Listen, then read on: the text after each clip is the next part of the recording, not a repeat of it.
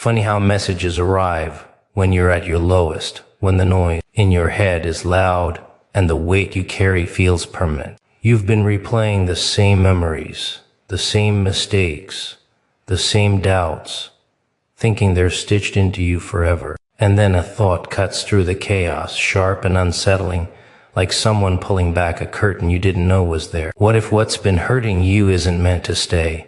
What if tomorrow isn't just another repeat? What if someone is about to step into your story and wipe clean the parts you thought defined you, the scars you hid behind smiles, the heaviness you learned to live with, the nights you survived silently? Because sometimes relief doesn't come as an apology or an explanation. It comes as a sudden shift, a presence, a moment that changes the rules you've been playing by, forcing you to realize that even the deepest marks can disappear when the timing is right and the message finally reaches you. Burden carried in silence is the heaviest kind because no one sees it, no one measures it, no one claps for surviving it. You wake up every day wearing a face that convinces the world you're fine, while inside your mind is loud, crowded, restless. You learned early that explaining pain doesn't make it lighter, that speaking it out loud only invites judgment, advice you didn't ask for, or silence that hurts more than honesty. So you adapted. You smiled at the right moments, laughed when expected, showed strength when you were breaking, and told yourself that carrying it alone was safer than being misunderstood. Over time, that silence became routine, and the burden became part of your identity. You stopped asking when it would end, and started asking how long you could endure it. Every memory you never spoke about stacked on your chest. Every regret you buried pressed deeper. Every disappointment you swallowed shaped the way you looked at yourself. The world kept moving, and you kept pace, but something inside you stayed stuck, replaying moments you never resolved, words you never said, chances you never took. Silence teaches you to normalize weight that was never meant to be carried forever. You convince yourself that everyone lives like this, that exhaustion is normal, that heaviness is adulthood, that pain is just background noise you learn to ignore. But ignoring it doesn't dissolve it. It settles in your posture, your reactions, your patience, your sleep. You become sharper with people who don't deserve it and gentler with those who take advantage of your quiet strength. You start believing that being strong means being silent, that endurance equals worth, that survival is enough. The burden grows smarter too. It waits. It surfaces when you're alone, when the lights are off, when distractions fade. It whispers questions you avoid during the day, doubts you silence with routine, fears you bury under responsibility. You replay conversations that never happened, outcomes that could have been different, versions of yourself that feel unreachable now. And still, you don't speak. Because silence feels controlled. Silence feels safe. Silence keeps you from appearing weak in a world that rewards composure more than honesty. You carry the burden through work, through relationships, through crowded rooms, where no one notices the war behind your eyes. Sometimes someone asks if you're okay and you answer automatically, because the truth would take too long, and you're not sure anyone wants to hear it anyway. Over time, silence becomes armor. Armor is heavy, and you forget what it feels like to move freely without it. You start to think this weight is permanent, that it defines you, that relief is for other people, for louder people, for luckier people. You tell yourself that if you've survived this long, you can survive longer, even if surviving doesn't feel like living anymore. But silence has a limit, not because you break, but because carrying everything alone was never the design. The burden isn't proof of strength. It's proof of endurance in an environment that never gave you permission to rest. And even now, as you move through another day, holding everything together with quiet discipline, there's a tension beneath the surface, a sense that something has to change, that weight this heavy cannot remain unnoticed forever, that silence can only protect you for so long before it starts demanding payment in the form of numbness, distance, and exhaustion. And whether you realize it or not, the very act of carrying this burden has been shaping you, sharpening you, pushing you toward a moment where silence is no longer the only option, where the weight finally meets something strong enough to lift it without asking you to explain why it was there in the first place. Repeating pain and memories have a way of looping without permission, like a record scratched at the worst part of the song, replaying moments you never invited back. You don't chase these memories, they chase you. They show up when you're tired, when you're quiet, when your guard is down. You can be standing in a room full of people and suddenly you're not there anymore. You're back in a moment you thought you buried, hearing words you wish were never spoken, feeling the same tightness in your chest like no time has passed at all. The mind is cruel like that. It doesn't care how strong you've become or how far you've moved forward. It replays pain with perfect clarity, as if it's afraid you might forget what hurt you, as if suffering needs to be preserved like evidence. You try to distract yourself. You stay busy, scroll endlessly, fill your days with noise so the memories don't get space to breathe. But repetition doesn't need silence. It can scream in the middle of laughter, creep in during routine, sneak into moments that should feel peaceful. You begin to recognize the pattern. Certain times of day, certain songs, certain smells, certain phrases, triggers that flip a switch and drag you back without warning. And every time it happens, you ask yourself why it still hurts this much, why it hasn't faded, why healing feels like a myth people talk about but rarely experience. Repeating pain isn't loud all the time. Sometimes it's subtle, like a shadow behind every good moment, reminding you that joy doesn't last, that something bad always follows. It trains you to anticipate disappointment, to expect loss, to prepare for impact even when nothing is wrong. You start reacting to the present as if it's the past, guarding yourself from wounds that already happened but still feel active. Memories become weapons you turn on yourself, replaying mistakes, missed chances, moments where you wish you were different, stronger, braver. You analyze every detail, wondering where it went wrong, convincing yourself that if you had said one thing different, acted 1 second faster, trusted one instinct instead of ignoring it, everything would have changed. The repetition feeds guilt, and guilt feeds the loop. You tell yourself you should be over it by now, that time should have erased it, that others have survived worse, so why are you still stuck here? That comparison makes the pain sharper, not smaller. You begin to distrust your own mind because it won't let go, because it refuses to release images and emotions that no longer serve you. Nights are the worst. When the world slows down, the memories speed up. Conversations replay with alternate endings.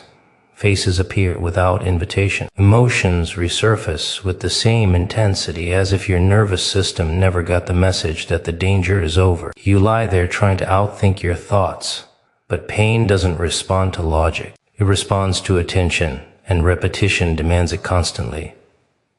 Over time, the memories start shaping your identity. You don't just remember the pain, you become someone who expects it. You choose familiarity over possibility, even if familiarity hurts, because at least it's predictable.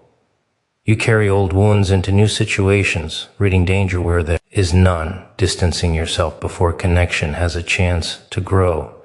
And still, the loop continues, pain repeating itself, not because life is cruel, but because something inside you is unfinished, unheard, unresolved. The mind keeps returning to the scene of the wound like it's searching for something it missed, something that would finally make it make sense. You may think the memories are trying to torture you, but sometimes they're demanding closure, demanding release, demanding change. The repetition grows louder when ignored, more vivid when suppressed, more intense when denied. And whether you like it or not, these memories are waiting for a moment, a shift, a disruption strong enough to interrupt the loop, to overwrite the script, to finally quiet the noise that has been playing on repeat, because pain does repeat forever without reason.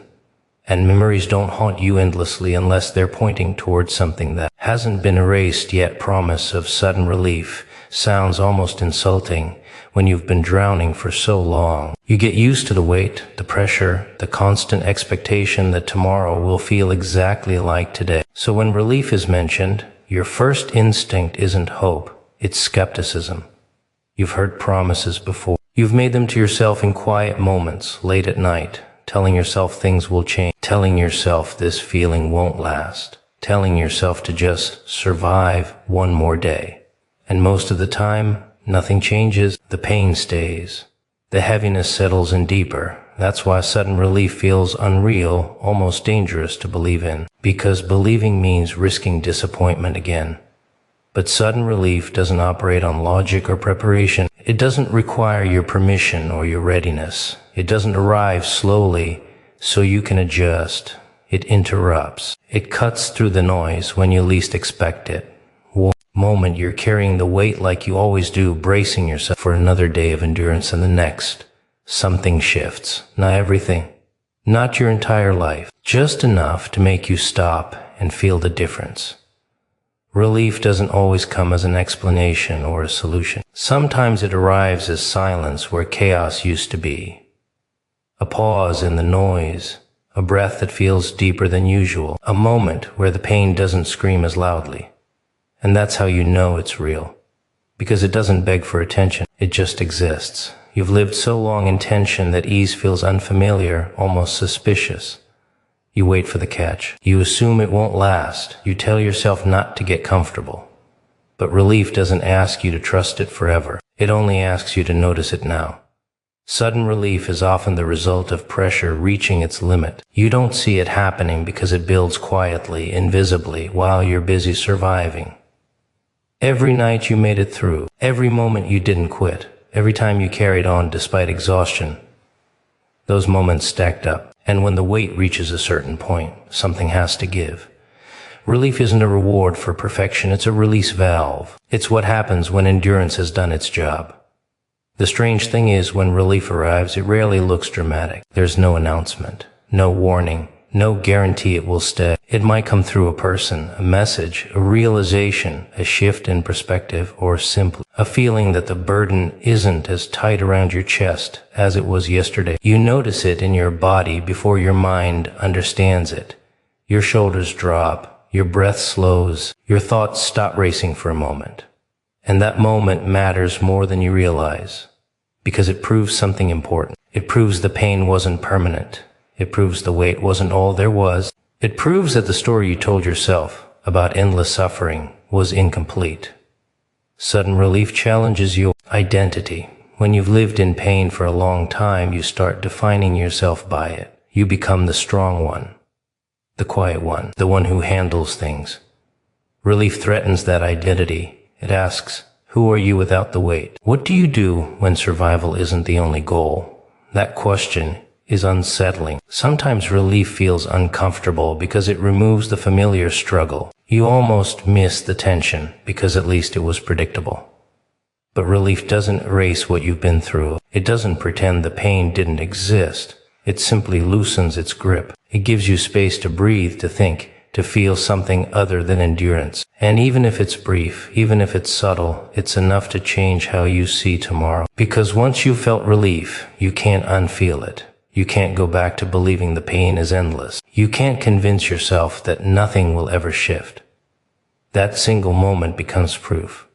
Proof that the weight can lift. Proof that something can interrupt the cycle. Proof that the timing of relief has nothing to do with your schedule or expectation. It arrives when it's ready, not when you are. And when it does, it doesn't ask for applause or gratitude. It simply reminds you that no matter how long the night has been, no matter how heavy the burden feels, there is always a point where the pressure breaks, the noise fades, and something you didn't think was possible suddenly feels real enough. To touch unexpected person entering life never follows the rules you imagined. You think arrival should be announced, predictable, earned through waiting or effort, but that's not how it happens. They show up sideways, through accidents, timing mistakes, wrong turns that suddenly feel intentional. One moment your world is running on repetition, the same thoughts, the same faces, the same emotional weather. And then someone appears who doesn't fit the pattern you've grown used to surviving in. You don't recognize the impact immediately. At first, they feel ordinary, almost insignificant. A conversation that lingers a second too long. A presence that feels strangely familiar without explanation. Something about them disrupts your internal rhythm, And that's what unsettles you. You've built your life around predictability because predictability feels safe, even when it hurts. This person doesn't arrive to respect your comfort. They arrive to challenge it. You tell yourself not to read into it, not to assign meaning too quickly, not to hope. Hope has embarrassed you before, so you stay guarded, cautious, observant. But the shift has already started. You notice yourself thinking differently, reacting differently, questioning things you thought were settled. This person doesn't force change, they reveal it. They expose the parts of you that adapted to pain, the defenses you forgot were temporary, the version of yourself that learned to survive instead of live. Their presence acts like a mirror you didn't ask for, reflecting not who you are, but who you've been pretending to be just to get through the days. You feel a mix of curiosity and resistance. Something in you recognizes the timing as strange, almost suspicious. Why now? Why them? Why when you were just starting to accept that nothing new was coming? That question keeps echoing, because deep down, timing like this is never random. Unexpected people don't enter your life to decorate it. They enter to disturb it, to disrupt cycles, to press on wounds you've been protecting, to offer relief you didn't think you deserved. They don't arrive perfect. They're flawed, complicated, unpredictable, just like you. That's what makes the impact real. They say things without realizing the weight of their words. They trigger reactions you thought you outgrew. They awaken emotions you carefully locked away, because feeling them once almost broke you. You find yourself more aware, more alert, more present. And that's exhausting when you've lived on autopilot for so long. Part of you wants to push them away before they get too close, before they rearrange things you worked hard to stabilize. Another part of you is already leaning in, curious about the shift, drawn to the unfamiliar energy they carry. Unexpected arrivals don't ask for permission. They don't explain their purpose. They simply exist. And their existence forces you to confront what's been missing, what's been suppressed, what's been waiting. You start noticing patterns after they appear.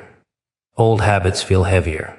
Old distractions stop working. The silence you used to tolerate becomes louder. You realize that their presence isn't the cause of your discomfort, it's the spotlight on it. They didn't create the cracks, they revealed them. You question whether they're meant to stay or just pass through.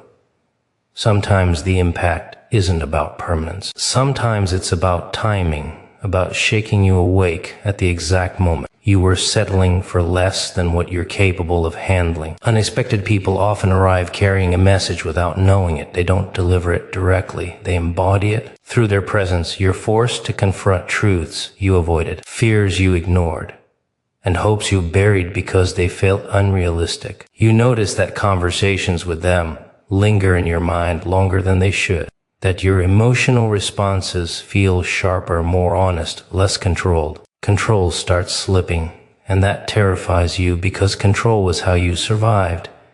But control also kept you stuck. This person doesn't come to save you. They come to remind you that you're still capable of change, connection, transformation. They disrupt the narrative you wrote when you were tired, hurt, and convinced that life had already shown you all its cards. You don't know how long they'll stay, and that uncertainty keeps you awake. Because even if they leave, they've already altered the way you see yourself, the way you interpret timing, the way you recognize meaning in moments you once ignored. And once someone enters your life at the wrong time, in the right way, nothing ever returns to exactly how it was, even if everything on the surface looks the same, because the shift has already taken place, quietly, deeply, and irreversibly reshaping your internal landscape while you're still trying to understand why this particular presence arrived now, why it feels so disruptive, and why part of you knows that meeting them was never an accident but a collision designed to move something inside you that refused to move on its own, erasing emotional scars. Is not a process that announces itself with fireworks or confession. Scars are deceptive. They feel permanent, like proof that life marked you for a reason you'll never fully understand. You touch them every day without realizing it. In your reactions, in the walls you build, in the hesitations that slip into moments that should be effortless. You've learned to live around them, to make peace with their presence, to pretend that carrying them quietly is strength. But strength is an illusion when the weight is still pressing, when the echo of old pain shapes decisions, when the memory of what hurt you remains vivid enough to affect your present. Erasing a scar isn't about forgetting. It isn't about pretending the event, the words, or the betrayal never existed. It's about disrupting the hold it has over you, weakening its grip, reclaiming the space it occupies without denying that it was ever there. The process is subtle. It begins in moments when you notice your reactions before they happen, when you see that fear, hesitation, or anger bubbling up and you choose to respond differently. It's in realizing that the old story, the one you've repeated to yourself for years about why you were unworthy, why you failed, why you were hurt, doesn't have to dictate every choice, every interaction, every feeling. Scar tissue is tough because it's protective.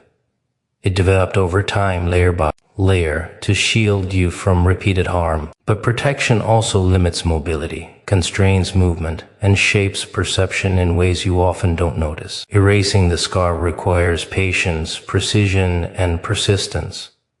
It's a quiet, almost imperceptible process. It sneaks in through moments of awareness, through choices to act differently. Through refusing to carry old burdens into new situations, you start noticing patterns, reactions that no longer serve, thoughts that replay unfairly, attachment to past versions of yourself that keep you tethered to a story that is no longer accurate. You confront them in silence, without spectacle, without external validation. The world doesn't witness the unlayering of pain. It doesn't see the internal shifts that loosen tension, that release fear, that weaken the power of memory over emotion. Scar erasure happens in private, in small, intentional acts. Breathing when you want to panic, speaking when you want to remain silent, forgiving when anger seems justified, releasing when attachment feels necessary. It is repetitive. Each moment chips away a fraction of the weight. Each conscious choice weakens the influence. Each refusal to let old pain dictate new behavior adds to the process. You feel the subtle shift first as space in your chest, a lightness in moments that once felt suffocating, a clarity that was absent when the scar held full control. But the mind resists. You're trained to believe that scars are permanent, that pain is inevitable, that history cannot be rewritten. That resistance is part of the test. Scar tissue only yields to attention, presence, and repeated intention. You fight internal narratives that insist on permanence, that whisper reminders of failure, that replay moments designed to keep you tethered.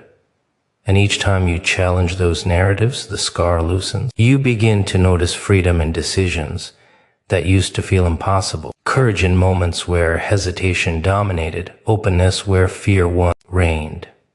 Erasing emotional scars is not about perfection. It is about persistence, consistency, and noticing the subtle cues that indicate progress, a thought that no longer triggers rage, a memory that no longer blinds you, an interaction that no longer provokes old wounds. You begin to understand that scars are lessons disguised as punishment, marks of survival that can be reshaped into proof of resilience. Each erased layer is not denial. It is reclamation, a quiet victory over the past that once held you hostage. The process is ongoing.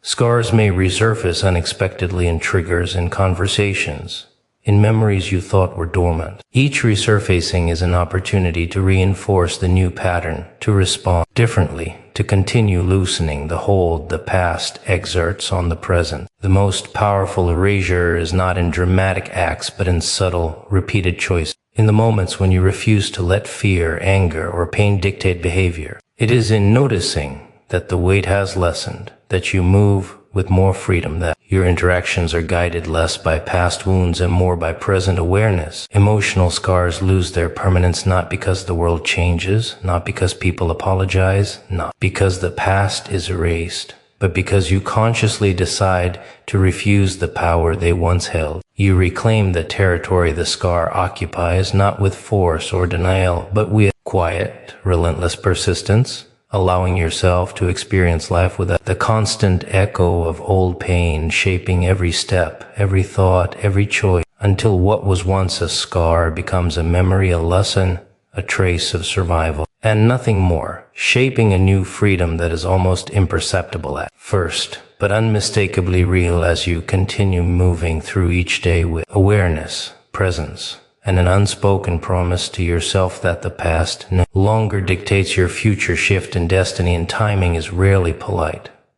It doesn't ask for consent. It doesn't send invitations or warnings that fit neatly into your schedule. Life moves like a crooked hand, shuffling cards you didn't know were stacked against you, flipping them with timing so precise. It feels unfair, almost deliberate, almost like someone is laughing behind the curtain while you scramble to catch up. You think you're in control, that effort equals outcome, that consistency guarantees results. And then something happens, something so small, so quiet that at first you miss it, but it changes everything. A conversation happens at exactly the wrong or right moment. A decision you didn't think mattered suddenly shapes weeks, months, maybe years. Timing is cruel, but it's also intelligent in ways you can't understand while you're stuck in your own assumptions. You replay the sequences in your mind, wondering how coincidence could feel so intentional. You remember days when everything aligned just slightly, enough to give a false sense of mastery over your life. You remember days when chaos ruled and you felt powerless,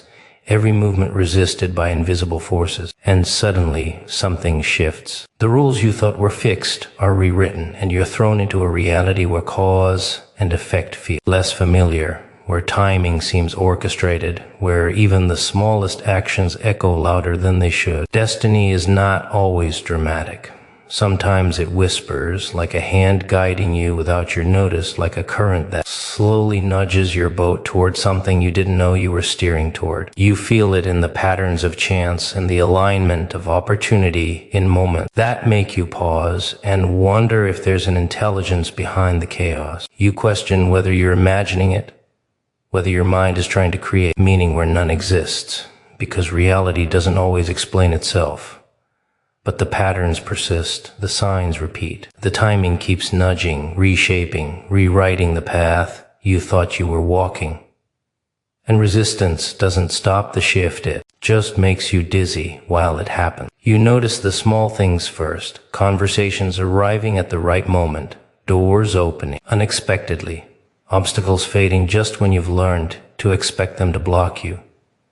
These aren't coincidences. They are the fingerprints of timing, the subtle evidence that life's currents are rearranging themselves beneath the surface, moving pieces in ways you don't yet understand, but that will become undeniable as the days unfold. You start to realize that nothing about life is permanent. Patterns that felt reliable suddenly break, structures that seemed immovable shift, and you're forced to adapt.